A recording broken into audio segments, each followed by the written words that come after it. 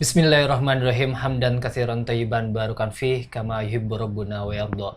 Asyhadu an la ilaha illallah wa asyhadu anna Muhammadan abduhu wa rasuluh. Allahumma sholli ala sayyidina Muhammad wa ala ali sayyidina Muhammad. Kama shallaita ala ali Ibrahim wa ala ali Ibrahim fil alamin innaka Hamidum Majid.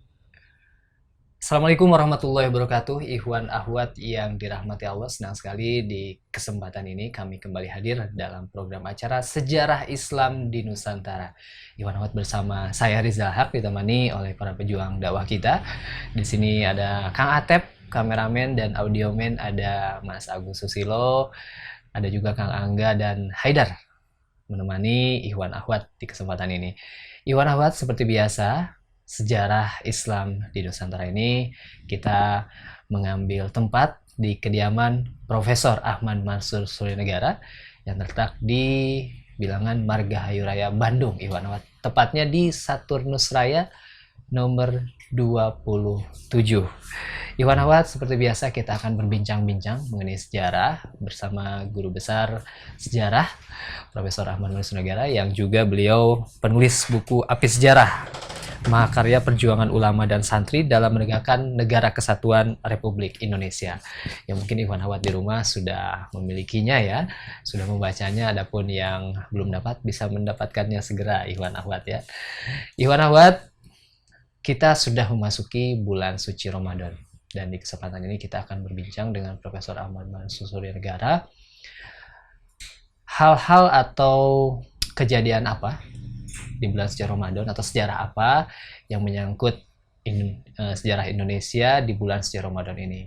Kita sapa terlebih dahulu narasumber kita, guru kita, Profesor Ahmad Mansur Suryanegara. Assalamualaikum warahmatullahi wabarakatuh, Pak Mansur. Waalaikumsalam warahmatullahi wabarakatuh. Damang Pak Mansur. Alhamdulillah. Sata acana hatur nuhun atas nampi. Kok jadi bahasa Sunda ya? Terima kasih sudah menerima kami, silaturahim kami, dan kembali ingin memberikan ilmu mengenai sejarahnya Pak Mansur. Baik, dan yang pertama juga kami mengucapkan mohon maaf lahir dan batin. Kita sudah memasuki bulan suci Ramadan nih Pak Mansur. Ya, moga. Dari saya pribadi dan mungkin dari Rasil dan para pendengar juga Pak Mansur. Saya pribadi juga begitu kepada semua pendengar dan pemirsa TV Rasil. Saya juga mohon maaf sedalam-dalamnya apa yang saya sampaikan itu barangkali gitu. Ya sudah seharusnya merasakan bahwa setiap diri itu tidak pernah pas. Selalu ada kesalahan, selalu ada kekurangan. Oleh karena itu saya dengan keikhlasan dan keterbukaan saya minta maaf sedalam-dalamnya. Semua apa yang pernah saya sampaikan itu tentu ada salahnya. Tidak semuanya mutlak benar, karena mutlak hanya Allah saja. Itulah yang saya inginkan di dalam memasuki 1438 Ramadan ini, adanya keterbukaan hati kita memaknai Ramadan dengan pengertian-pengertian seperti para pendahulu kita menjadikan kita menjadi bangsa yang merdeka. Proklamasinya tanggal 9 Ramadan 1364, 74 tahun yang lalu. Kita itu mempunyai rasa syukur yang akbar tiada terhingga, karena kita ditakdirkan oleh Allah menjadi bangsa yang merdeka. Merdeka itu suatu anugerah yang tiada hingga, sehingga saat itu tidak ada satu saat momen waktu yang seperti tanggal 9 Ramadan dirasakan benar atas berkat rahmat Allah kita memperoleh kemerdekaan. Kita menjadi bangsa yang merdeka, bebas dari penjajahan. Bukan berarti penjajahan adalah terjadi di titik tanggal 9 itu Ramadan. Itu saja. Tapi 9 Ramadan yang lalu-lalu itu dari penamaan Jakarta juga oleh Fatahillah dan oleh Sunan Gunung Jati, cucu dari Prabu Siliwangi, adalah terjadi pula pada bulan Ramadan. membebaskan diri dari penjajahan kerajaan Katolik Portugis. Dan kemudian pada waktu tanggal 9 Ramadan ini, itu Masya Allah, terjadi pembebasan dari penjajahan yang dinamakan Kerajaan Protestan Belanda, sekaligus juga Kekaisaran Shinto Jepang. Maka bisa bayangkan nikmatnya merdeka, nikmatnya saling mengampuni kesalahan, nikmatnya kita membebaskan diri sebagai bangsa yang ingin mensucikan diri ini dari segala kesalahan dan kekurangan. Karena kita manusia dan manusia. Merdeka adalah suatu perbuatan, satu situasi yang tiada hingganya dirasakan detik-detik saat itu. Bagi generasi muda sekarang tidak bisa membayangkan. Tetapi bagi yang dulu-dulu pernah mengalami 17/145 atau 9 Ramadan, Masya Allah, nikmatnya kemerdekaan Indonesia, kemerdekaan diri kita, bebas dari penindasan, penjajahan yang masih juga harus diperjuangkan. Baik, Pak Mansur menjelaskan bagaimana begitu nikmatnya ya kemerdekaan 9 Ramadan 1364 atau bertepatan dengan 17 Agustus 1945. Dan mungkin kita ini tidak terlepas dari peran ulama, peran santri dalam memperjuangkan mengisi kemerdekaan ini. Bagaimana Pak Mansur? Bisa dijelaskan kembali Pak Mansur agar kita kembali terbuka dan teringat para pahlawan kita, terutama para ulama dan santri. Kita harus ingat bahwa penjajahan itu menggunakan agama sebagai landasan dasar. Mereka itu mau menjajah kita. Pada tahun 1494 itu, ya kira-kira sudah 500 tahun lebih yang lalu-lalu itu, ada seorang paus yang bernama Alexander ke-6, dan dialah mencetuskan satu ide adanya imperialisme, membagi dunia menjadi dua. Yang sebelah barat diserahkan pada kerajaan Spanyol Belanda, kerajaan Katolik Spanyol, dan kemudian di sebelah timur itu diserahkan kepada kerajaan Katolik Portugis. Detik-detik 1494 di mana Paus Alexander ke-6 memberikan kekuasaan kepada kedua kerajaan ini, maka saat itulah dicanangkannya adanya imperialisme, adanya penjajahan oleh pemikiran-pemikiran ajaran Katolikisme. Maaf, kalau agamanya bukan isme ya, ini Katolikismenya yang menghadirkan adanya pemikiran penjajahan yang ditandai dengan 4G. G itu go, dengan menjajah akan memperoleh semua kekayaan dari negara yang dijajah. Gospel itu mengembangkan agama dengan paksaan. Lalu glory untuk kejayaan kerajaan Katolik pada waktu itu. Dan kemudian dengan adanya penjajahan, pasti tidak ada orang yang menyerahkan tanah jajahannya, tanah negerinya untuk diserahkan menjadi tanah jajahan. Maka siapa yang melawan itu harus genocide, itu ditiadakan. Kita bisa melihat Amerika sekarang ini, bangsa Indian sudah lenyap, dapat dikatakan lenyap walaupun ada sisanya di Amazon. Itu kenapa? Karena ada genocide yang diamanahkan kepada penjajah, yaitu baik Spanyol, baik Belanda, baik yang ikut pergi ke sana, ke Amerika, saling memperebutkan tanah itu. Maka terjadilah pembinasaan bangsa Indian. Alhamdulillah Indonesia yang menghadapi pengembangan kerajaan Katolik Portugis ataupun kerajaan Katolik Spanyol yang nanti sampai ke Manila, sampai ke Filipina, itu semuanya masih bisa mempertahankan eksistensinya Bahkan Indonesia ini, bukan bangsa itu lenyap, umat Islam itu semakin bertambah keluarganya. Orang tua-tua kita dulu kalau ditanya berapa anaknya, Rizal hanya 2. Baru 2. Baru 2 kan. Jadi kalau orang dulu itu 12. Itu minimalnya. Walaupun tidak ada sesar, tetapi bisa saling dalam mempertahankan eksistensi itu, memperbanyak jumlah. Memperbanyak keturunan. Iya, oleh karena itu bangsa Indonesia, walaupun penjajah berusaha genocide, tidak pernah bisa. Karena ulama mengadakan satu sistem mempertahankan diri dengan menambahkan jumlah.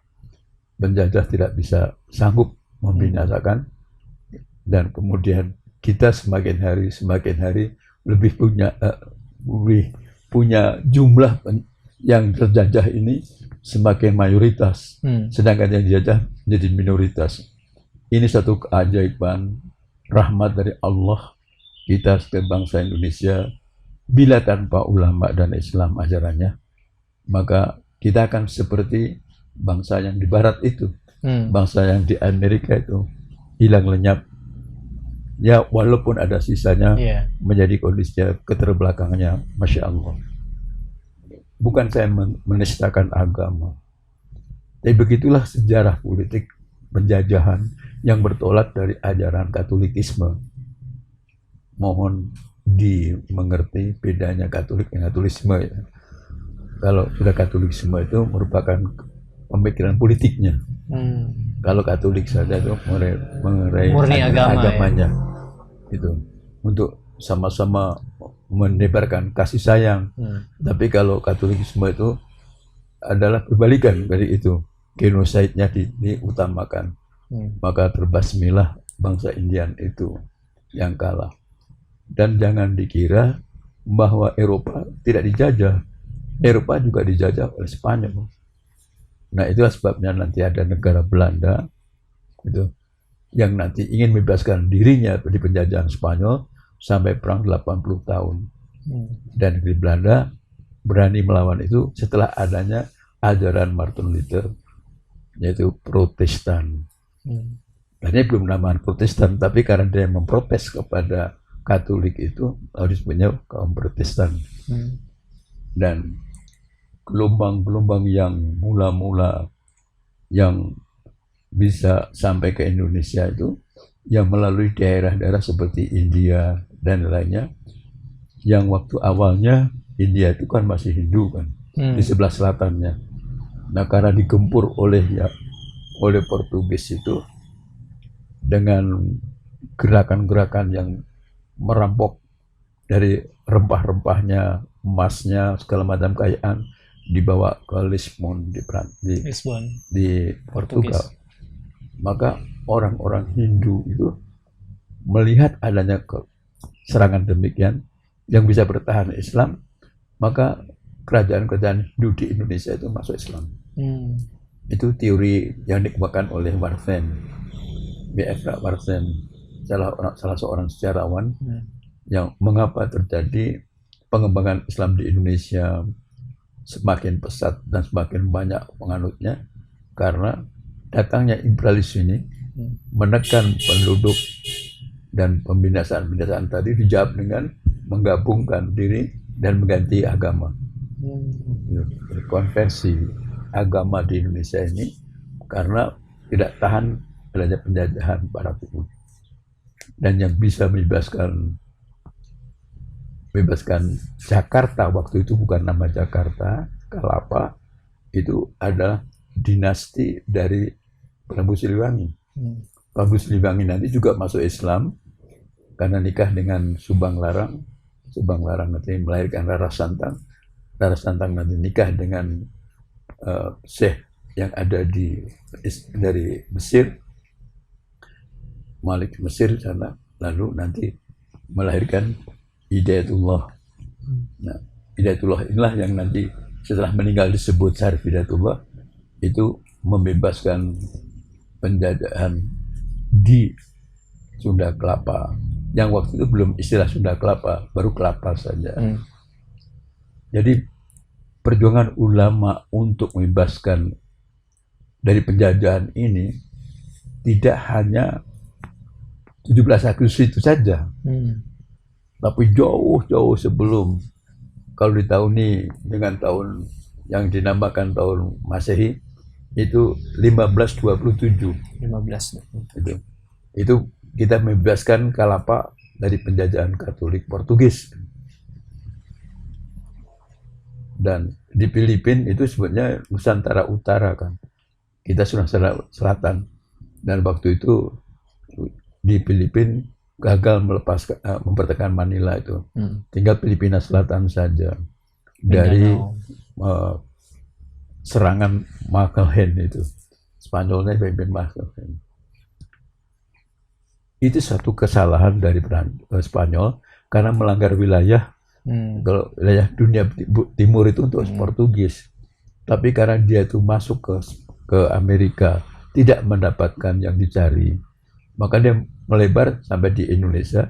Karena ternyata rempah-rempah atau emas yang terbanyak itu bukan di Amerika, tapi yang banyak emasnya, banyak kekayaannya itu Indonesia dan India itu, maka selalu dinamakan India.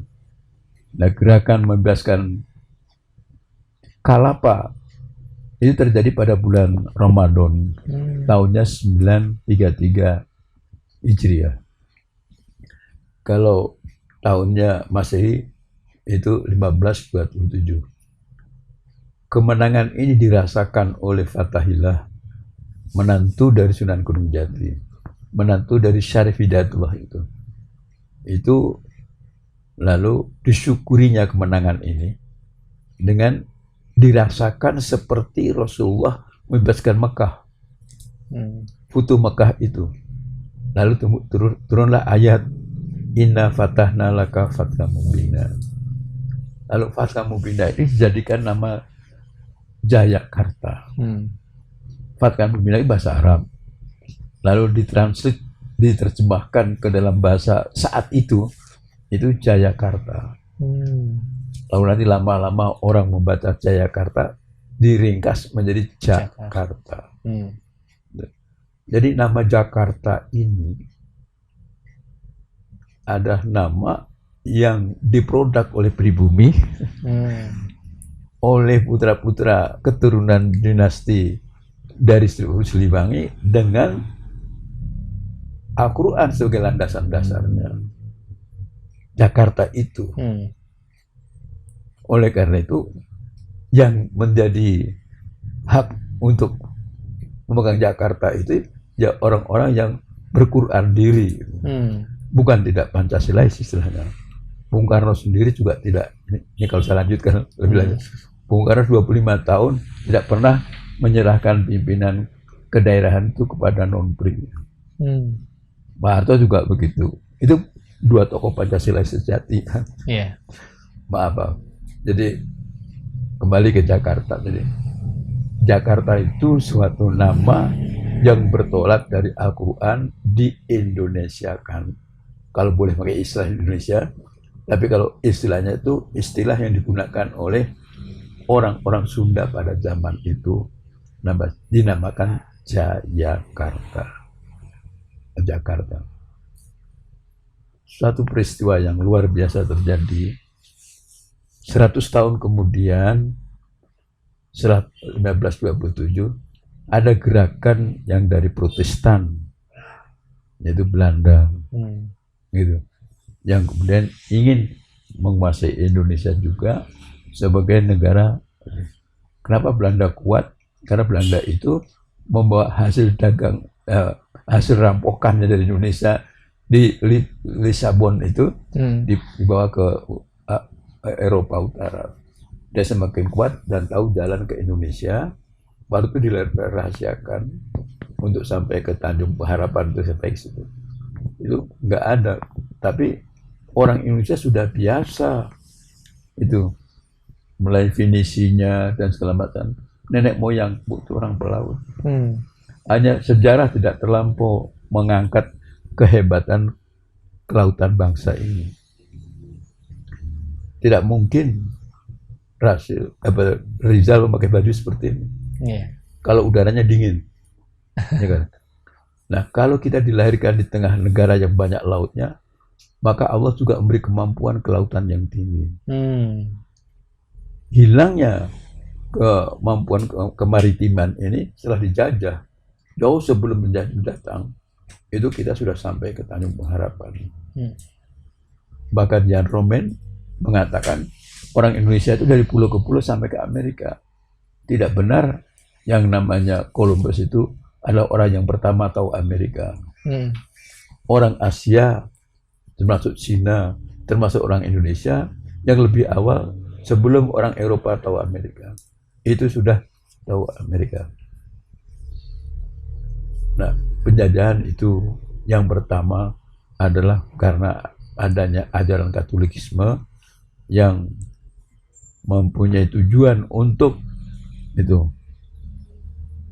dia memegang hegemoni di dunia dengan cara yang sangat tidak manusiawi. Sebenarnya, apakah kita menganggap bahwa hilangnya orang Indian itu manusiawi? Tidak, Mas. Walaupun sekarang menjadi negara Amerika, walaupun menjadi negara itu, yang lain-lain itu, tapi hilangnya bangsa itu adalah berangkat dari konsep Paus Alexander ke-6 yang menyilahkan bangsa-bangsa yang di luar negara gereja itu adalah bangsa yang biadab, maka boleh dibinasakan. Saya berani mengatakan begini karena apa? Profesor Yamin juga dalam bukunya Tata Negara Mojopahit itu memuat yang terbelakang itu ada appendiknya, ada tambahan itu yang dinamakan bagaimana perintah dari Paus Alexander ke-6 itu ada di sana dengan teks bahasa yang masih pakai bahasa saat itu, dan kemudian ada bahasa Inggrisnya ditambahkan, dan kemudian bahasa Indonesianya juga ada. Jadi saya tidak mempunyai nama itu menistakan, tetapi secara historisnya itu di saat Orde Lama pun sudah dimuat tentang kepeloporan kepenjajahan itu ada berangkat dari 1494 adanya perintah Paus Alexander ke-6 menjajah dunia itu yang barat diserahkan pada kerajaan Katolik Spanyol, yang sebelah timur pada kerajaan Katolik Portugis. Umat Islam kaget semuanya dengan adanya gerakan semacam ini. Kagetnya dalam bentuk apa, Pak Mansur? Karena orang dagang itu kan tukar menukar barang, barter. Mereka tidak bawa apa-apa kecuali kapalnya isi batu. Ini Jan Romen, ini sejarawan Barat yang memang bicara. Niatnya merampok ya, bukan jual beli ya. Dia mengapa diisi batu supaya tidak terlampau oleng. Dan bagaimana untuk memperoleh yang namanya rempah-rempah atau emas dan lain-lainnya itu, yaitu dengan menembakkan itunya, meriam-meriam lautnya itu. Lalu dia mengangkat semua yang dari pelabuhan-pelabuhan itu ke itu. Nah, karena saat itu yang menjadi pedagang-pedagang itu ada orang-orang Arab dan orang Cina, maka mereka membuat kategori yang luar biasa terhadap Cina dan terhadap Arab, gitu. Karena pelabuhan-pelabuhan itu yang dagang itu bangsa itu, dan kemudian juga bangsa Indonesia ini karena Islam maka dianggap Arab juga pada waktu itu. Jadi pemahaman itu mereka orang-orang Barat yang datang ke sini itu penjajah itu dia tidak mengerti pembedaan antara pribumi dan itu sebenarnya itu yang Islam itu pokoknya Arab Smith. Itu dapat dibaca dalam buku-buku mereka sendiri itu. Nah inilah maka Jan Romen atau Brand Harrison mengatakan di Asia Tenggara itu terjadi kekagetan itu, dagang dengan perang. Bahasanya dagang tapi diperangi karena tidak punya barang bertukarkan apa. Buat barternya tidak ada. Nggak ada.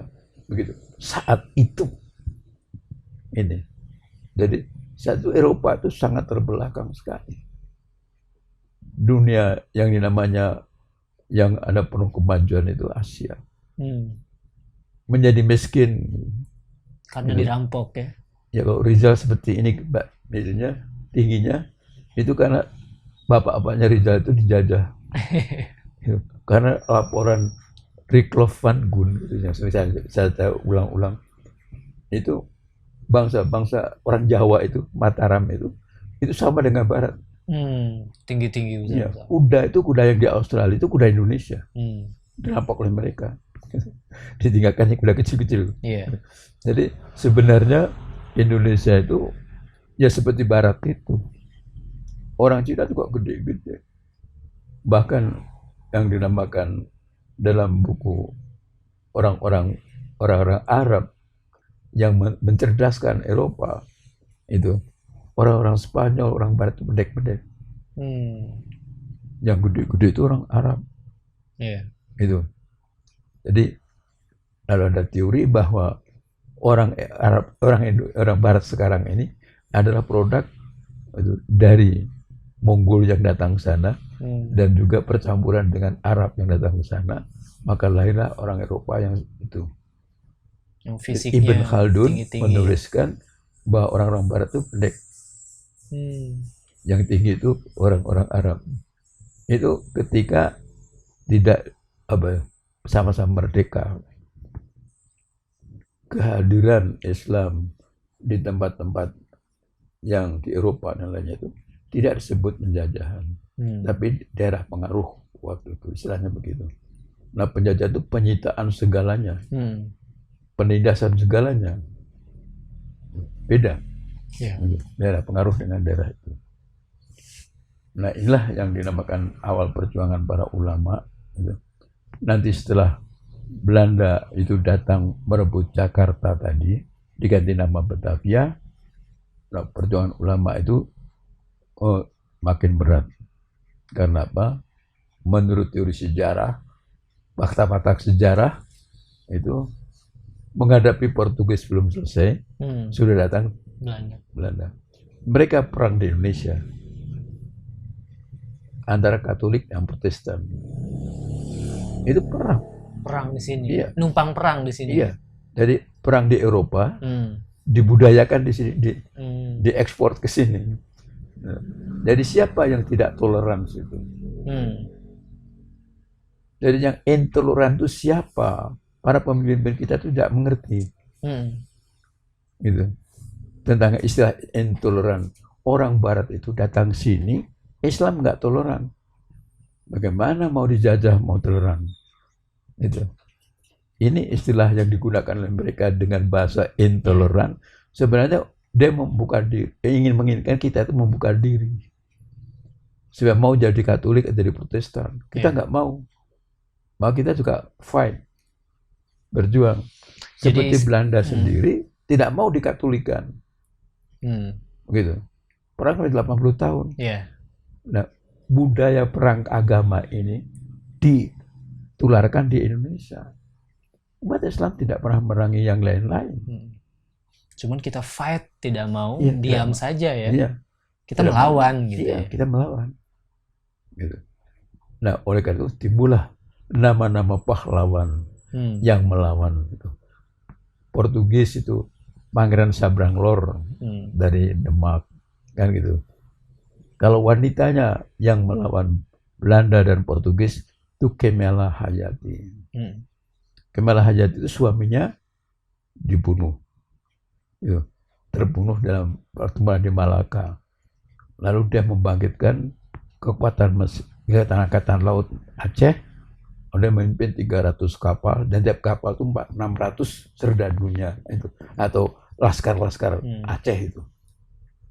Nah, oleh karena itu ketika Cornelis de Houtman sampai di sana, jadi hantam. Nah, kenapa? Mereka menganggap kita ini bangsa yang biadab. Gitu. Maka mereka menghinakan kita. Maka Aceh tidak mau dibiadabkan. Dia melawan. walaupun seorang wanita, tapi karena jiwa Islamnya kuat, maka dia sanggup memimpin perlawanan itu. Nah dulu para pahlawan yang melawan, yang tidak mau diam, dianggap ekstremis. Iya. Sekarang yang seperti itu dianggap teroris. Begitu Pak Mansur ya? Ya, kalau istilah teroris itu memang Barat itu menganggap kita teroris dulu. Gitu. Istilah sebagai pengganti dari ekstremis itu. Jadi itu bahasa yang sebenarnya karena kita juga nggak mau dijajah. Iya. Orang-orang yang nggak mau dijajah itu begitu. Nah kalau orang Katolik menganggap Protestan nggak mau dijajah itu adalah fundamentalis. Fundamentalis. Jadi sebabnya begitu. Jadi setiap orang-orang yang tidak menyukai gerakan yang lain membuat gelar-gelar yang tidak enak, tidak baik. Diopinikan seperti itu ya? Iya. Nah, kalau kita mendengar ada nama yang paling gampang Diponegoro, lalu Imam Bonjol itu di abad 19, yang paling dekat itu kan dari busananya saja kita bisa melihat. Mereka Islami sekali ya. Dipengaruhi oleh ajaran Islam itu untuk menjawab penjajah yang menggunakan agama Katolik atau menggunakan agama Protestan sebagai landasan dia menjajah. Ini yang nggak pernah dituliskan secara jelas, sehingga penulisan sejarah dengan dereligionisasi. Religion itu kan agama. Kalau tambah D, maka dihilangkan agamanya. Gitu. Jadi kerajaan Protestan Belanda, disebut Belandanya saja, Protestannya enggak. Gitu. Kerajaan Katolik Portugis, disebut Portugisin saja, agamanya enggak. Gitu. Dan kemudian mereka itu merasa tidak menjajah. Dituliskan Discovery Age, abad penemuan. Jadi itu menemukan Amerika, tapi orangnya dibasmi. Menemukan yang bagaimana? Jadi ke Tanjung Pengharapan, orang-orang hitamnya ditangkap jadikan budak belian. Itu menemukan apa? Itu di Australia Aborigin, itu penduduk aslinya sebutnya Aborigin. Nah, kemudian dia bodohkan, dia hantam dengan alkohol, itu di samping dibunuh. Orang-orang Maori itu kalau penjajah itu kepengen beri makan anjing, ditembaknya orang itu. Kalau nggak percaya baca sendiri, buku-buku Barat itu begitu. Dan kemudian dimakan oleh anjingnya itu. Kita dianggap bukan manusia. Seperti itu. Penulisan-penulisan yang dulu-dulu masih boleh beredar dan kita bisa membaca kepuasan-kepuasan penjajah. Sekarang ini adanya upaya-upaya karena Islam itu melawan, timbullah dinamakan penjinakan Islam. Itu. Islam supaya dijinakkan segalanya. Lalu radikal itu akar. Itu. Radikalisme yang mempunyai kegiatan-kegiatan untuk menegakkan ajaran akar Islamnya itu. Lalu dituduhnya kita radikalisme, dituduh kita itu sebagai itu. Jadi domestication itu jinak. Domestication itu penjinakan dari upaya-upaya penjajah supaya umat Islam itu mau saja makan yang namanya ganja. Tidak melawannya. Orang Aceh, daripada kamu perang, makanlah ganja. Pada tidur. Dan ini upaya penjinakan. Lalu diberi candu. Itu orang-orang dari Jawa Tengah itu, dari Hamengkubuwono, dari Mataram itu, sehingga Diponegoro merasa itu saatnya untuk melawan kalau tidur karena kena candu. Kalau sekarang rokok sama saja tidak, Pak? Kalau rokok itu kan bukan menidurkan. Kalau sekarang kan ada gerakan politiknya gitu, bahwa karena diberi minuman keras nggak mau, karena masih merokok, disuruh menghentikan rokoknya supaya nanti ganti dengan minuman kerasnya. Ada gerakan politiknya begitu. Jadi dibanding dengan minuman keras maka lebih menyelamatkan merokok gitu daripada itu. Nah, tembakonya nanti itu kan yang berasal di Medan itu. Hmm. Ada apa itu, Istana Maimun di Medan itu, ya istana yang itu menjual daun-daun tembakonya itu. Jadi kita bisa melihat bahwa upaya-upaya penjajah untuk menjinakkan kita itu lalu mendapat bantuan dari yang dinamakan indirect rule. Maka dari lurah sampai bupati tetap pribumi, tapi orang-orang Belanda. Bukan orang Belanda artinya pelakunya orang Belanda, orang-orangnya Belanda.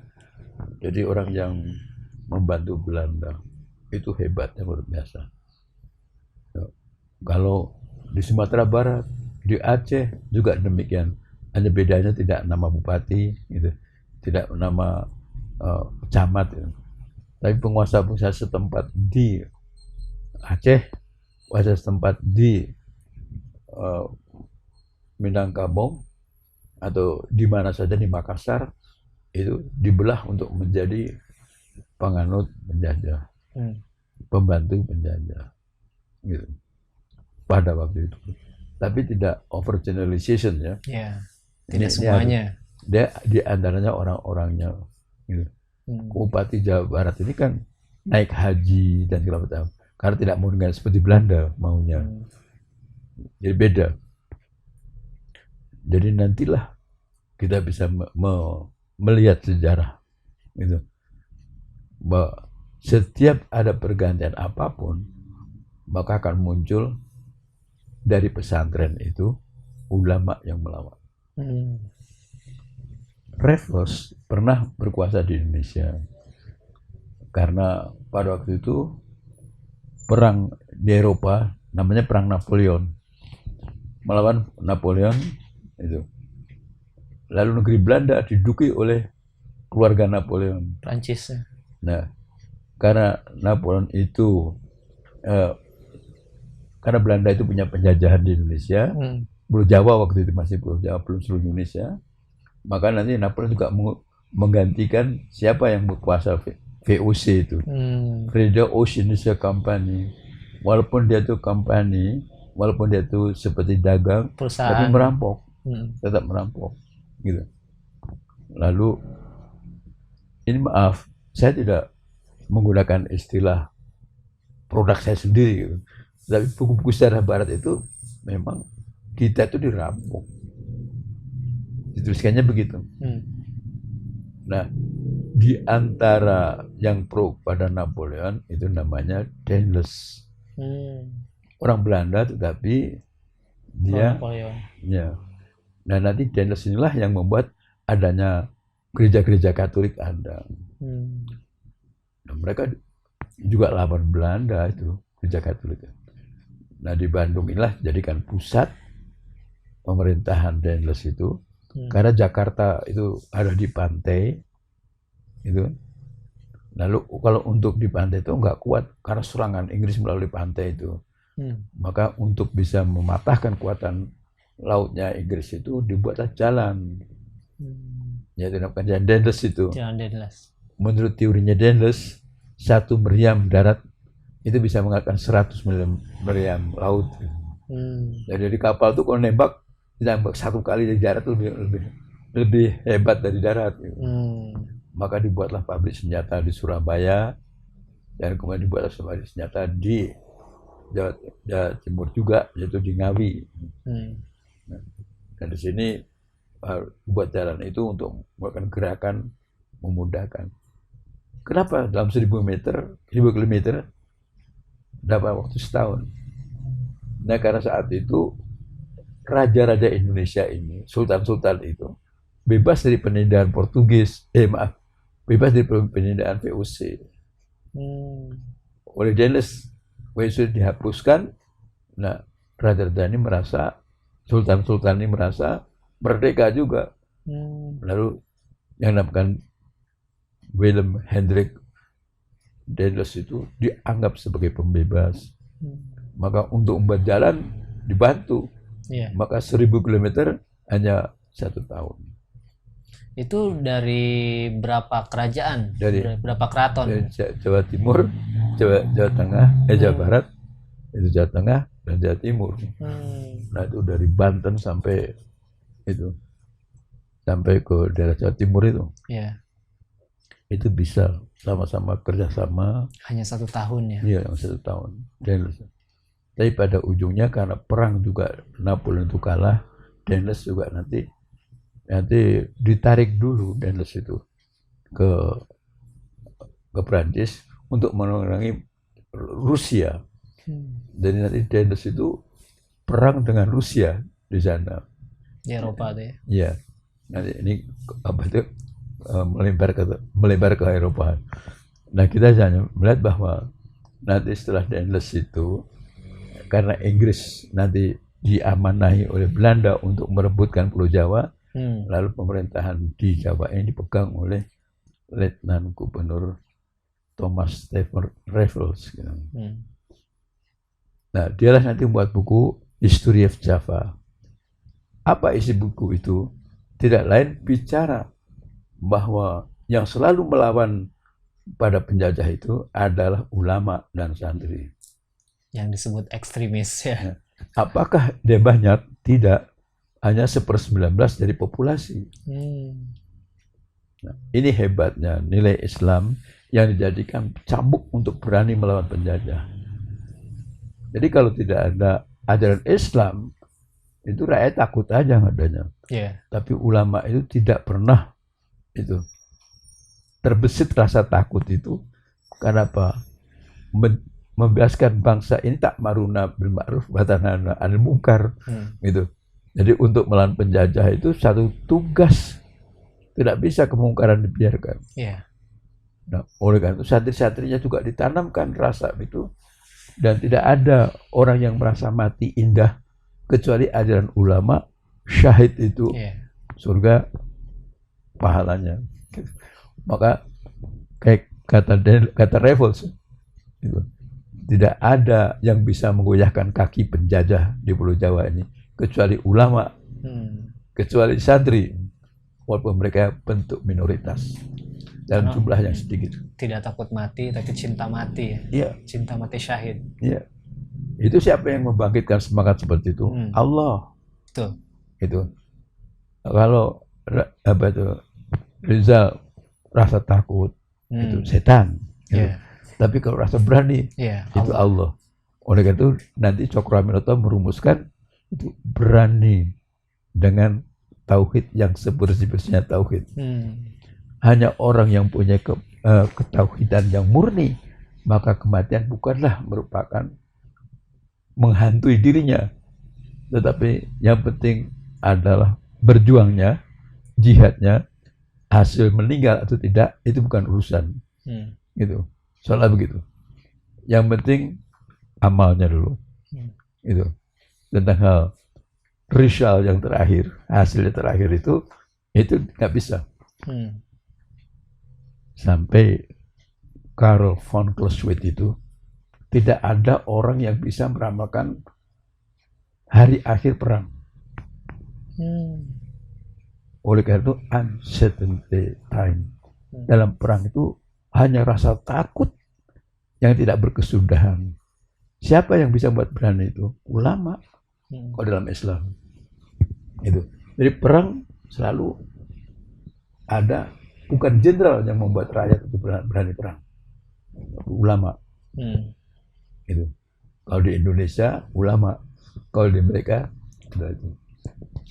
Jadi kita punya Indonesia seperti sekarang itu adalah di seluruh Nusantara ini tersiram oleh darah-darah ulama dan santri dalam upaya Indonesia milik pribumi Islam.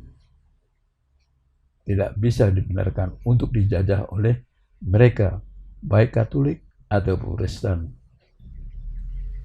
baik yang namanya Inggris Protestan, baik Belanda Protestan, baik Prancis Katolik, baik Portugis Katolik. Kami ini pada waktu ulama itu tidak mau. Ini yang harus dilihat. Ini harus diperhatikan. Bukan kumuhnya pesantren. Karena tidak akan sempat membangun pesantren yang baik dibakar oleh Belanda. Tidak akan ada santri yang kelihatannya sehat. Bajunya seadanya, yang penting jiwa tempurnya. Gitu. Semakin tidak punya apa-apa, semakin tinggi semangat jihadnya. Rizal kalau punya yang banyak, kalau mau perang, rumah saya, mobil saya, apa-apa saya, gitu. Itu yang terpikirkan. Iya. Tapi kalau nothing tulus, nggak ada yang hilang. All out. Gitu. Lalu yang penting adalah kita merdeka. Apa yang terjadi? Keberanian yang tiada hingga. Keberanian yang tiada hingga ya, Pak Mansur. Itu ulama yang bisa menanamkan. Itu santri yang punya jiwa keislaman. Bertempur di seluruh Nusantara. Islam sebagai simbol nasionalisme. Baik, Pak Mansur. Islam sebagai simbol nasionalisme. Kita jeda terlebih dahulu, Pak Mansur. Perbincangan kita sekarang sangat menarik, Ikhwan Akhwat, bagaimana peran ulama dan santri ya. Sebelum proklamasi 17 Agustus 1945 maksud saya, atau sebelum 9 Ramadan 1364. Bagaimana peran-peran ulama memperjuangkan kemerdekaan melawan para penjajah ya. Penjajah Portugis, Belanda, Prancis, dan penjajah-penjajah lainnya. Ikhwan Akhwat, setelah jeda kita akan lanjutkan bincang-bincang kita dengan Profesor Ahmad Mansur Suryanegara, masih berkaitan dengan proklamasi yang memang terjadi di bulan suci Ramadan, tepatnya 9 Ramadan 1364 atau 74 tahun yang lalu ya, kalau dihitung dari tahun Hijriah. Nanti juga kita akan melanjutkan kembali juga dengan peran ulama mengenai proklamasi dan mempertahankan proklamasi. Jangan kemana-mana Ikhwan Akhwat, kita akan kembali.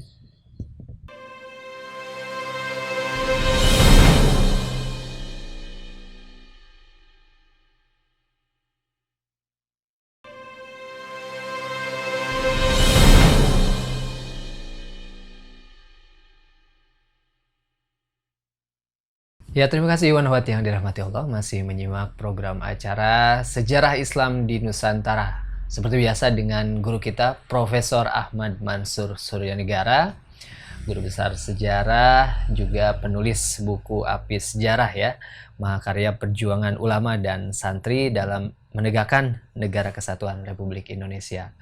Di buku beliau dijelaskan bagaimana peran ulama memperjuangkan kemerdekaan, mengisi kemerdekaan, dan hingga saat ini juga tercatat ya peran-peran ulama bagaimana melawan para penjajah tanda kutip yang hingga saat ini masih ada, Ikhwan Akhwat.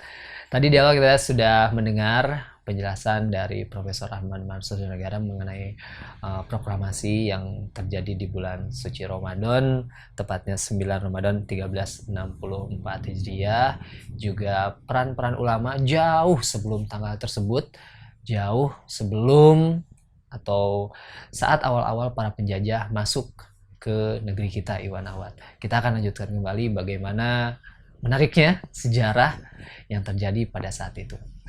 Nah, selanjutnya Pak Mansur, tadi Islam merupakan simbol dari negeri kita, nasionalisme kita, Pak Mansur. Nah, mungkin bisa jelaskan kembali bagaimana perjuangan hingga terjadinya proklamasi. Perjuangan para ulama tentunya, Pak Mansur. Biar ini untuk menjadi pelajaran untuk kita semua saat ini, Pak Mansur. Istilah nasionalisme itu yang mula-mula membawa ke Indonesia itu, yang mensosialisasikan istilah nasionalisme itu adalah Syarikat Islam. Dengan adanya Kongres Nasional Sentral Syarikat Islam.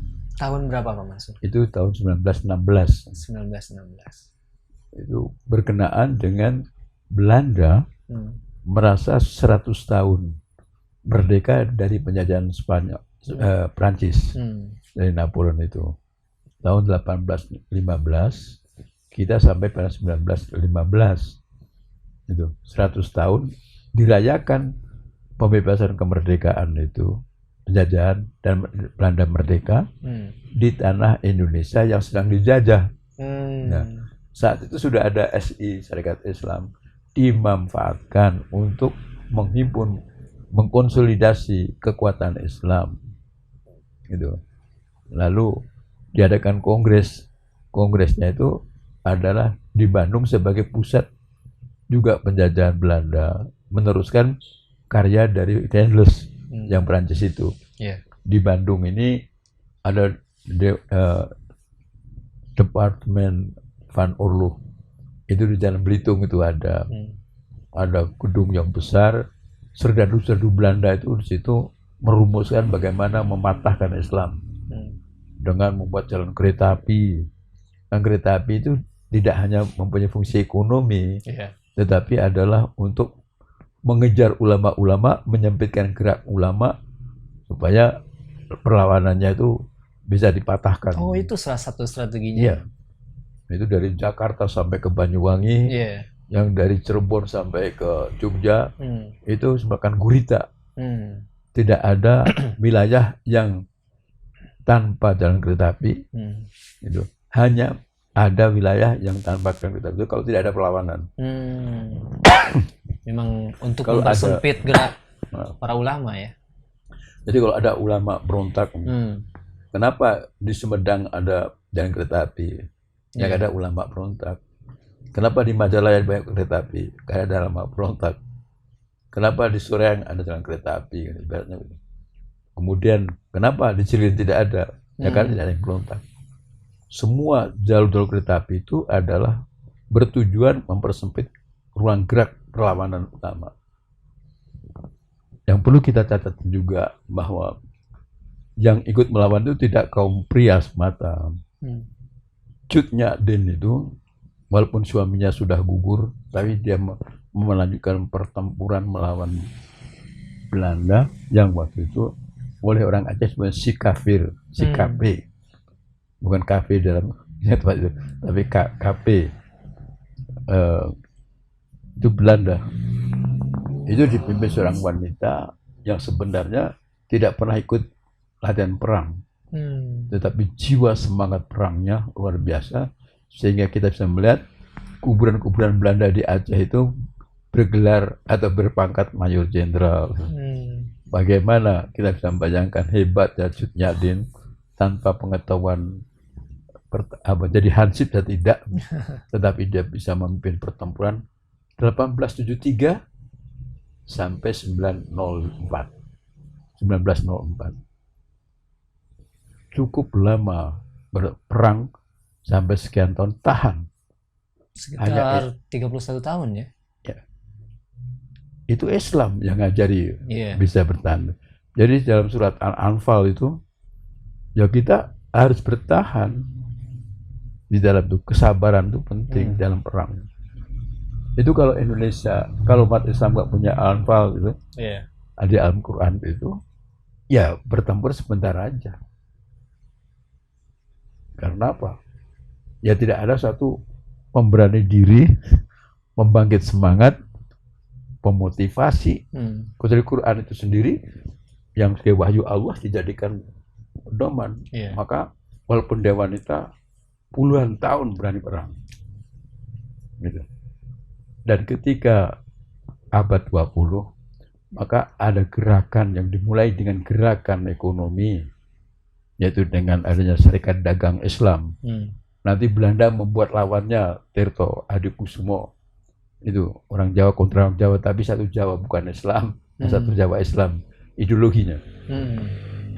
Lalu buatlah Serikat Dagang Islamiyah. Itu bikin di Bogor itu untuk melawan yang Islam. Sempalan. Ya. Nah kemudian ada gerakan Sayyid, Habib itu di Jakarta, itu Al-Khairiyah, Jamiatul Khair, gitu. Jamiatul Khair dilawan oleh Budi Utomo. Dr. Sutomo itu SD 5 sampai usia 20 tahun baru lulus, walaupun sekolahnya 5 tahun. Dan kemudian sekolah di Stovia itu hanya 2 tahun, gelarnya dokter Jawa. Maka kalau sudah selesai, dia hanya sebagai menteri cacar. waktu itu. Ini bukan saya, ini cerita sejarah begitu. Nah, Dr. Sutomo yang begitu berani menghina Rasulullah. Seperti apa bentuk hinaan? Ya, Rasulullah itu peminum, pemabuk, dan segala macam. Yang penuh dengan hoax atau Hoax. kepalsuannya itu. Nah, itu tahun 1918. Tahun depan ini 100 tahun penista agama itu. Tanggapan masyarakat pada saat itu umat Ibulah Islam yang dinamakan tentara Kanjeng Rasul.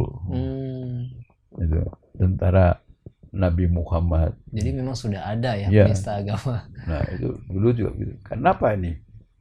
Karena tadi saya kembalikan 1915 Belanda itu pesta bebas kemerdekaan 100. Ya, dan merdeka dari Perancis dirayakan di sini dengan dana yang dari rakyat yang dijajah.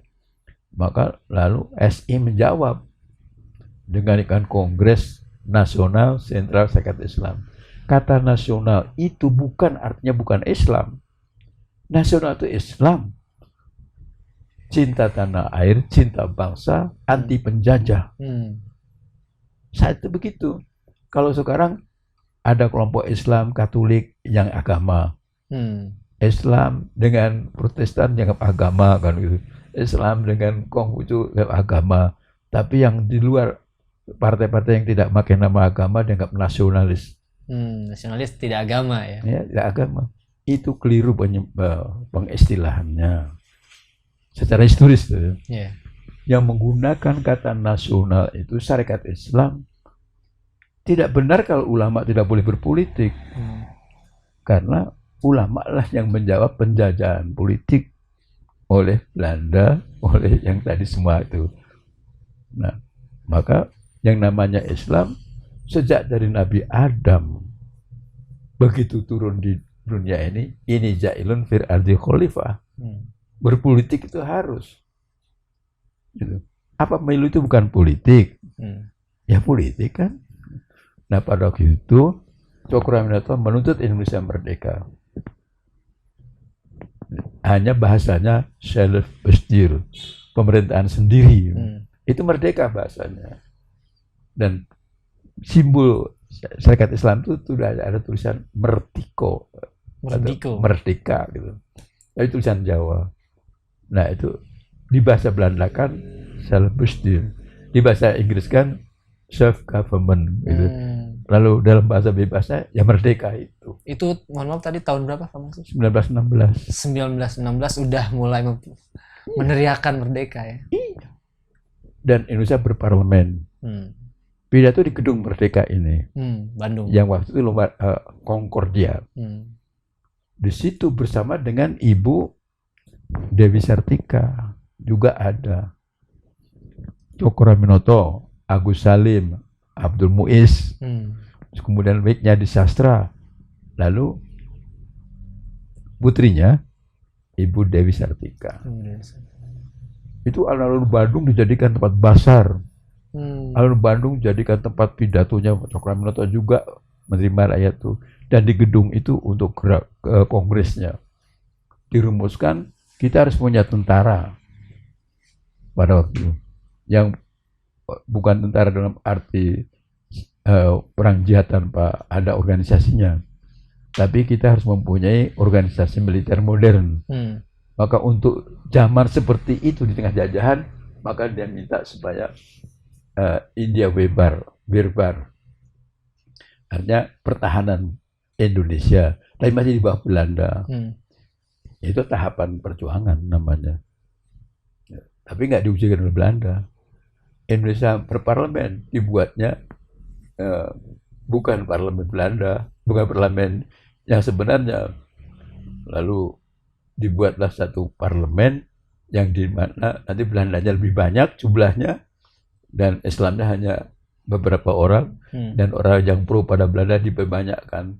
Jadi nanti kalau ada voting yang menang ya mereka lagi. Maka dianggap parlemen waktu itu sebagai komedi omong aja. Lalu Cokroaminoto keluar, Abdul Muiz keluar. Kenapa dia minta parlemen?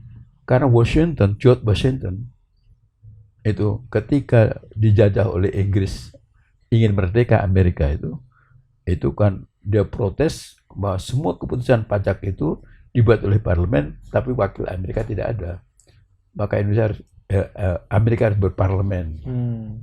Dipakai pidatonya George Washington itu untuk menggugah kesadaran penjajah itu Indonesia perlu berparlemen. Di Cokroaminoto itu menggunakan bahasa George Washington. Pidatonya tahun 16 yang dinamakan nasionalis itu. Ini sejarah, maaf. Gitu. Saya bukan menentang pemenang sekarang, bukan. Kenyataan sejarah seperti itu. Iya, hanya sejarah itu mengingatkan yang lupa, hanya gitu aja. Saya itu sebagai sejarawan mengulang kembali pidatonya Cokroaminoto yang ingin Indonesia merdeka dengan bahasa Selbestir dan tulisan Jawanya merdeka gitu. Jadi kawoso dengan kemerdiko gitu. Jadi kekuasaan dipegang oleh pribumi gitu. Bukan non pribumi gitu. Indonesia merdeka. Iya. Gitu. Dan berparlemen gitu. Indonesia berparlemen dan merdeka begitu. Nah, inilah pada waktu tahun 1916. Jadi memasuki abad 20 maka tidak lagi melakukan perlawanan bersenjata sebenarnya. Lebih membangkitkan kesadaran nasional. Siapa yang membuat kesadaran itu? Islam. Ulama. Bukan Budi Utomo. Sampai tahun 2000 sampai tahun 1918 Budi Utomo katanya di 1908 menurut Pringgol Dikto dalam bukunya Sejarah Pergerakan Rakyat, Budi Utomo itu 20 tahun kemudian setelah berdiri tetap menolak gerakan nasional. Tidak tepat kalau 20 Mei sebagai hari kebangkitan nasional. Pringgol Dikto sendiri orang Jawa menulis tentang Budi Utomo yang Jawa, nggak benar. Jadi Budi Utomo itu untuk mengimbangi itu al-khairi, jamiatul khair, kan jamiatul kan jamaah yang baik. Lalu dibahasa Jawakan dengan Budi Utomo, itu juga anti-Islam, itu mencaci Islam, dan nanti sampai ke tahun 35 itu juga tetap dengan majalahnya atau suara korannya itu namanya Suara Umum juga masih menghina Rasulullah. Jadi lebih tepatnya kita untuk kebangkitan nasional itu tidak berdasarkan atas tanggal berdirinya Budi Utomo ya. Iya. Alangkah baiknya tanggal berdirinya Syarikat Islam dong ya. Iya, tanggal 16 Oktober 1905. Iya. Gitu. Sebenarnya begitu. Sebenarnya seperti itu kalau mau mengikuti sejarah ya. Iya, kalau yang realitas sejarah bukan keinginan penguasa yang ingin belokkan sejarah. Politis kembali Pak Mas. Nah, nanti dalam lanjutnya umat Islam ini membentuk satu wadah yang di Majelis Islam A'la Indonesia. A'la itu bukan Allah ya. A'la Indonesia. Kalau Allah kan model kan. Ini A'la tinggi. Jadi Majelis Tinggi Islam Indonesia. Nah, jangan dikira bahwa sebelum adanya Kongres Pemuda itu umat Islam belum pakai bahasa Indonesia. Sudah. Di pasar-pasar itu sudah pakai bahasa Melayu pasar. Tulisannya dengan tulisan huruf Arab. Yang umat bangsa Indonesia punya bahasa Indonesia sekarang. Itu juga ulama-ulama yang punya profesi dagang. Itu. Dan kalau ulama-ulama itu ditinjau dari sisi nasabnya, itu semuanya Habib. Sekarang tanya saja kepada siapa yang tahu tentang hal sejarahnya Ahmad Dahlan. Dia bisa mengurut bin ini sampai ke Rasulullah. Nanti siapa itu yang namanya Hashim Asy'ari, yang berikan NU, bin ini sampai ke atas itu. Nah, jadi sekarang yang dagang di pasar, yang buat nama pasar Senin, pasar Rebo, pasar Kamis, Jumat itu siapa? Pedagang-pedagang itu ditinjau dari pekerjaannya, profesinya dagang, tapi nanti ditinjau dari nasabnya kebanyakan ada keturunan Rasulullah. Hanya ini kurang umum untuk dijalankan seperti itu, tapi secara tinjauan historis betul. Yeah. Jadi, maaf saya nggak pro kepada polisi, gitu ya. Anti polisi bukan. Gitu. Habib Rizik itu satu orang aja bisa mengumpulkan 7 jutaan orang. Islam di Indonesia itu sampai di Papua ada 13 kerajaan Islam itu. Itu siapa? Gitu. Mari kita membuka diri dengan sebenarnya gitu ya. Lalu di Kalimantan, di Sumatera, di Jawa, semuanya itu ada garis yang tidak bisa dilepaskan dari Rasulullah, nasabnya. Hanya ada yang gelarnya gitu. Habib, ada yang Sayyid, ada yang ini gitu. Nah, kadang-kadang yang melepaskan gelar-gelar itu seperti Baswedan atau apa gitu, sudah tidak pakai itu. Maaf, saya tidak ingin memanipulasi sejarah, tapi hanya sejarah bicara begitu.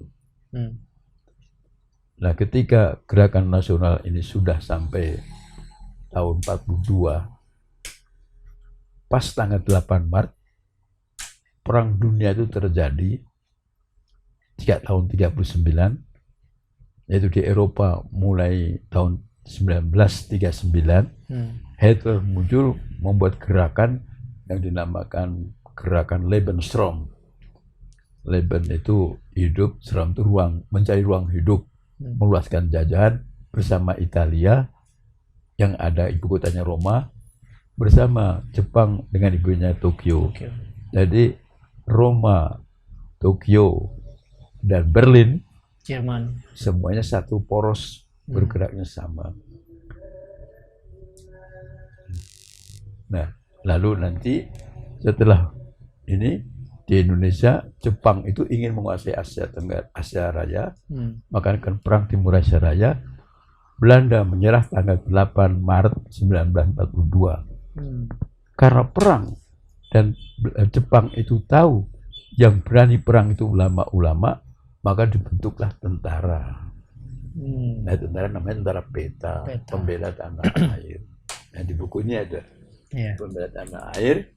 Lalu nanti ulama-ulama itu dijadikan komandan-komandan batalionnya, gitu. Nah, tapi juga nanti ulama juga berontak, ini kan Supriyadi yang berontak, dan yang berontak itu juga termasuk Poniman ini berontak ke Jepang. Pada waktu itu belum ada sebagai Sudancuknya saja, ini busana-busananya.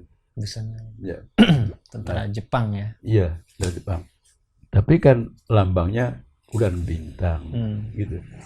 Jadi kita bisa melihat bahwa saat itu Jepang menggerakkan ulama-ulama.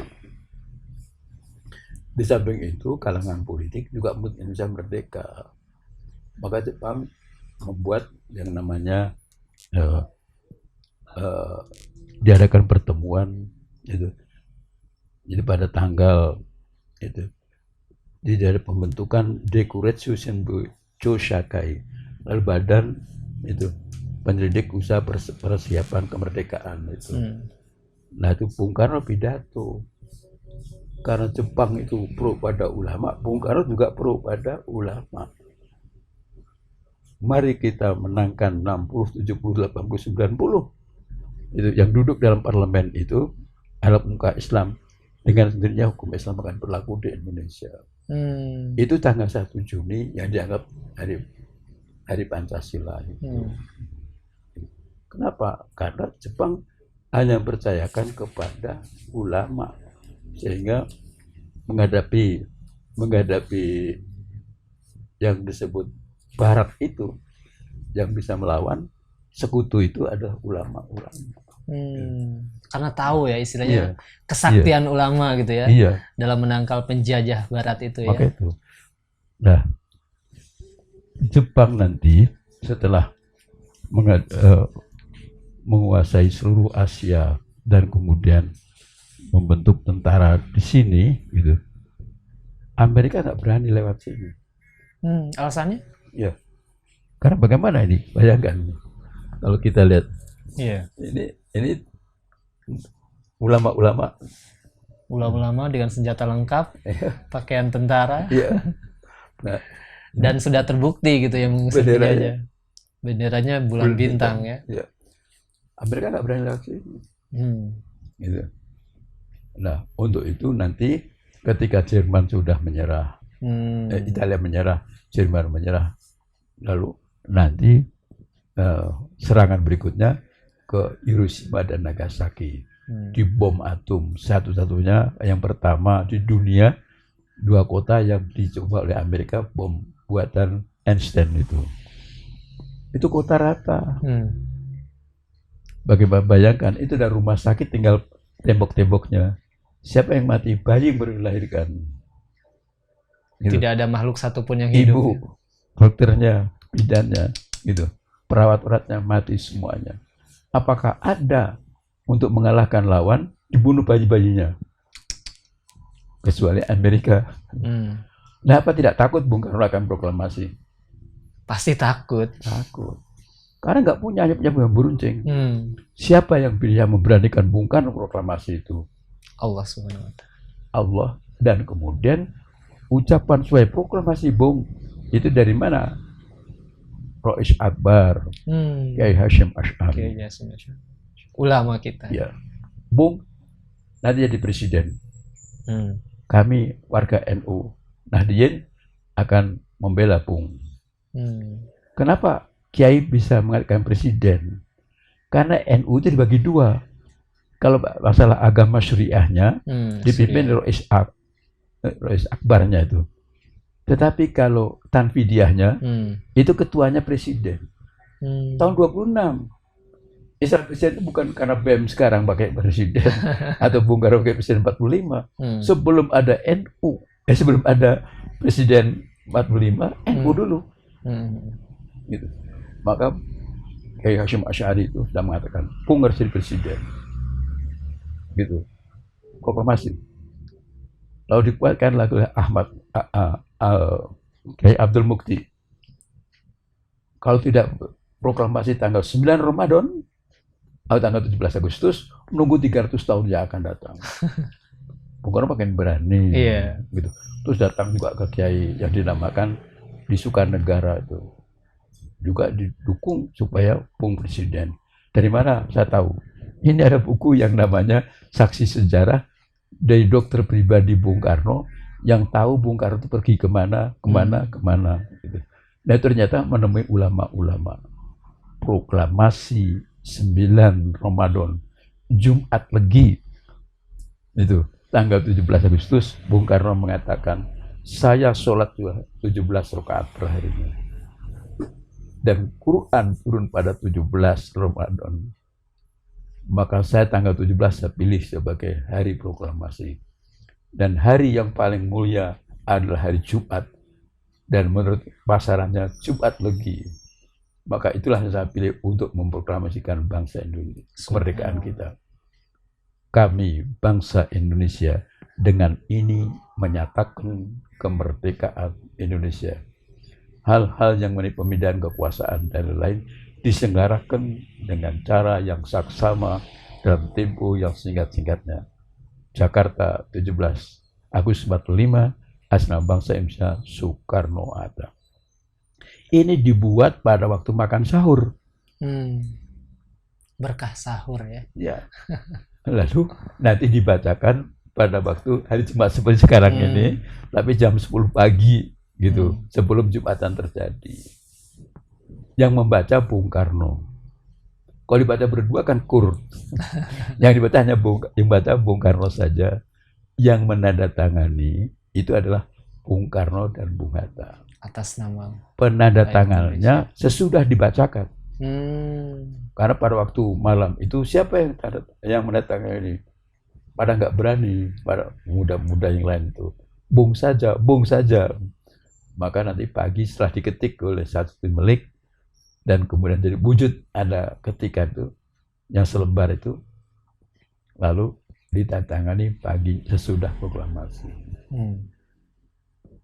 Bayangkan 2 kalimat bisa buat Indonesia merdeka, Sabang Merauke. Maka dikatakan berkat rahmat Allah. Kalimat itu ada dituliskan di Undang-Undang 45 karena PKI tidak ada. Kenapa PKI tidak ada? Karena sekutu Prancis, Inggris, Amerika, Rusia merumuskan sesudah perang selesai penjajah menerima tanah jajahannya lagi. Rusia setuju untuk Belanda menerima Indonesia sebagai tanah jajahan. PKI menginduk pada Rusia. PKI menolak proklamasi. Hanya sejarah tidak mau menuliskan secara jelas begitu. Tapi kudeta mereka dari 46 tanggal 12 Februari ini Mr. Yusuf, ini Tan Malaka, lalu di Madiun Amir Syarifuddin 19 September 48. Ini semuanya PKI menolak dan akan mendirikan negara Soviet Indonesia. Menolak kemerdekaan Indonesia. Tapi sekarang omongannya, buku-bukunya seolah proklamasi dibuat oleh PKI. Seperti Yesus itu dibunuh oleh Yodas, maka Yodas yang mengatakan saya yang berjasa. Itu umat Kristen semuanya bisa terbebas dari dosa karena ditebus oleh Yesus. Karena sayalah yang membuat dia disalib oleh tentara Roma. Kan bloonnya begitu. Iya. Ya dikesankan PKI yang berjasa, yang justru ulama yang memperjuangkannya, dibilang tidak cinta NKRI, tidak Pancasilais. Iya. Nah itulah yang sekarang seperti itu. Yang saya dinamakan sejarah itu sejarah telur mata sapi. Maksudnya apa? Yang bertelur ayam, yang punya nama sapi. Masya Allah. Tidak akan mungkin punya Pancasila. Tidak akan mungkin Undang-Undang 45 yang dirumuskan berdasarkan Piagam Madinah kecuali oleh 2 kiai. Wahid Hashim dan Gyoga Sadikusumo. Dan kemudian tidak akan mungkin ada terjadi NKRI setelah adanya musi integral yang dipimpin oleh Masyumi Muhammad Nasir. NKRI itu juga Masyumi dan Islam dan ulama dan santri. Masyumi itu partainya ulama, partainya santri-santri di Indonesia. Sebelum ada partai NU, sebelum ada Picapsah lagi, masih satu waktu itu. Masyumi. Dan lambang Pancasila itu, Garuda Pancasila itu burung elang Raja Wali Sayyidina Ali. Yang namanya perisainya itu adalah Ka'bah dari Ka'bah dan Izir Ismail ya. Izir Ismail.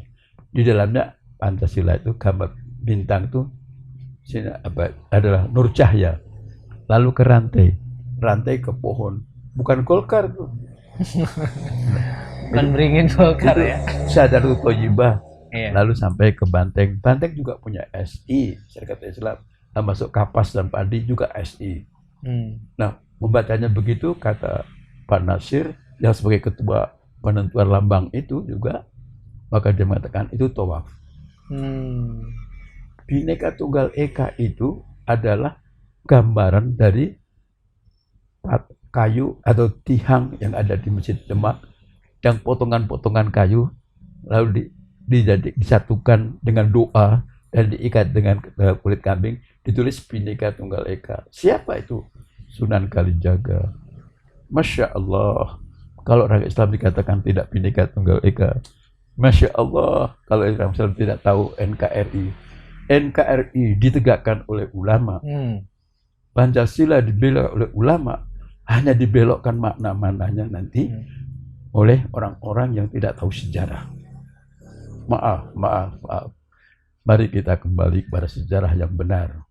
Hargailah ulama yang telah memandikan darah-darahnya dari Sabang sampai Merauke untuk membuat Indonesia menjadi NKRI yang membahagiakan umat sekarang, bangsa sekarang.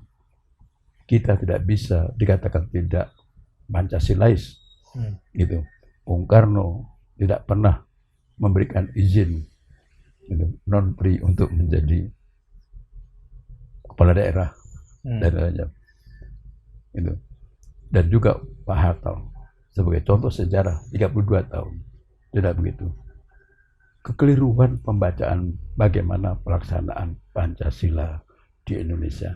Jangan kami dituduh tidak Pancasilais. Para pelaku Pancasila sejati Bung Karno tidak pernah mengangkat seorang lurah dari non-pri. Apalagi itu dagang aja dilarang untuk keluar dari provinsi. Dan huruf-huruf Cina tidak boleh ada saat itu. Maaf, kita kembali sejarah. Dan kemudian Pak Harto juga demikian. Jangan sekali-kali meninggalkan sejarah. Kedua beliau sebagai pelaku Pancasila untuk sebagai ideologi dan sebagai praktek dalam kehidupan kebersamaan di Indonesia. Saya hanya pembaca sejarah. Saya hanya penulis sejarah. Saya hanya sejarawan. Mari kita sama-sama ulama-ulama yang lupa sejarah. 9 Ramadan anugerah Allah membuat bangsa ini dari golongan apapun merdeka. Semuanya hasil mahakarya ulama dan santri. Indonesia merdeka, Indonesia berpancasila, Indonesia ber-NKRI, Indonesia berundang-undang 45 karena ulama. Semoga Allah melimpahkan rahmatnya atas kita semuanya di tahun yang sekarang dan selanjutnya sebagai pelanjut dari situasi 9 Ramadan 1364 17 Agustus 45 hari Jumat lagi, dan kita lanjutkan rasa syukur kita bukan ingin membuat kita segerakan separatisme baik untuk Papua, baik untuk Manado, untuk Aceh. Mari kita kembali mahakarya ulama kita rawat bersama untuk kepentingan kemerdekaan yang kita nikmati dengan penuh kedamaian. Umat Islam sudah menunjukkan super damai 212 menunjukkan bagaimana toleransi umat Islam yang sangat akbar dengan kekuatan yang tiada hingga tidak pernah digunakan untuk merobohkan satu kekuasaan. PKI di Indonesia 4 kali menggagalkan proklamasi. 12 Februari 46 di Cirebon, 3 Juli 46 di Jogja, 19 September di Madiun, dan 30 September 65. Assalamualaikum warahmatullahi wabarakatuh. Waalaikumsalam warahmatullahi wabarakatuh. Selamat Ramadan, selamat Idul Fitri. Terima kasih juga Pak Mansur, dan terima kasih atas penjelasan sejarah di kesempatan ini Pak Mansur. Insya Allah membukakan mata kita, membukakan telinga kita, membukakan hati kita kembali Pak Mansur mengenai peran ulama yang memang sangat-sangat cinta tanah air ini, memperjuangkan negara kesatuan Republik Indonesia, memperjuangkan kemerdekaan Indonesia melawan para penjajah dengan berlumuran darah yang tidak sedikit Pak Mansur. Semoga ini menjadikan pelajaran untuk kita semua, buat ikhwan akhwat yang dari rumah, buat ikhwan akhwat yang mendengarkan dan juga menyimak siaran di kesempatan ini. Juga tidak lupa ya, mungkin pemerintah juga bisa mendengarkan kembali ya, bisa menjadikan pelajaran untuk semua pihak mengenai peran ulama yang mungkin sedikit sekarang diopinikan tidak benar ya. didiskreditkan juga ulama, dikriminalisasikan. Semoga ini mencerahkan kita semua ikhwan akhwat. Bagaimana tidak mungkin ulama santri itu merusak kesatuan Republik Indonesia. Tidak mungkin ulama itu tidak Pancasilais. Tidak mungkin ulama itu tidak nasionalis. Tadi dijelaskan oleh Pak Mansur bagaimana sejarah mencatat begitu besar peran ulama.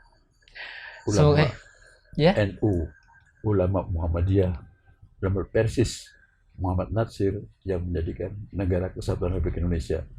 Dari semua organisasi pesantrenan itu melahirkan kita merdeka hari ini. Ditegaskan kembali oleh Pak Mansur. Mereka-mereka lah yang memperjuangkan kemerdekaan hingga kita bisa menikmati hingga saat ini. Alhamdulillah, terutama ya berkat rahmat Allah yang Maha Kuasa. Iwan Ahwat, semoga sekali lagi kita dapat mendapatkan pencerahan, hikmah dan ibroh dari penjelasan sejarah oleh Profesor Ahmad Mansur Simanjuntak. Sekali lagi Pak Mansur, terima kasih atas silaturahimnya yang diterima dan juga atas penjelasan sejarahnya. Semoga kita bertemu kembali ya Pak Mansur ya, di tempat yang sama. Semoga Pak Mansur sehat selalu Pak Mansur, dan kembali memberikan pencerahan mengenai sejarahnya. Doa-doanya dikabul oleh Allah. Amin, amin, amin. Baik Iwan Ahwat, demikianlah program acara Sejarah Islam di Nusantara kesempatan hari ini. Saya Rizal Haq ditemani oleh para pejuang dakwah kita. Ada kameramen yang setia menemani saya nih, Kang Atep. Juga teman-teman ada Kang Angga Aminuddin, Mas Agus, dan Kang Haidar dari rumah Profesor Ahmad Mansur Simanjuntak yang terletak di Jalan Saturnus Raya nomor 27, Margahayu Raya, Bandung, Jawa Barat, undur diri. Subhanakallahumma bihamdika asyhadu an la ilaha illa anta astaghfiruka wa atubu ilaik. Mohon maaf atas segala kesalahan dan kekurangan. Wassalamualaikum warahmatullahi wabarakatuh. Waalaikumsalam.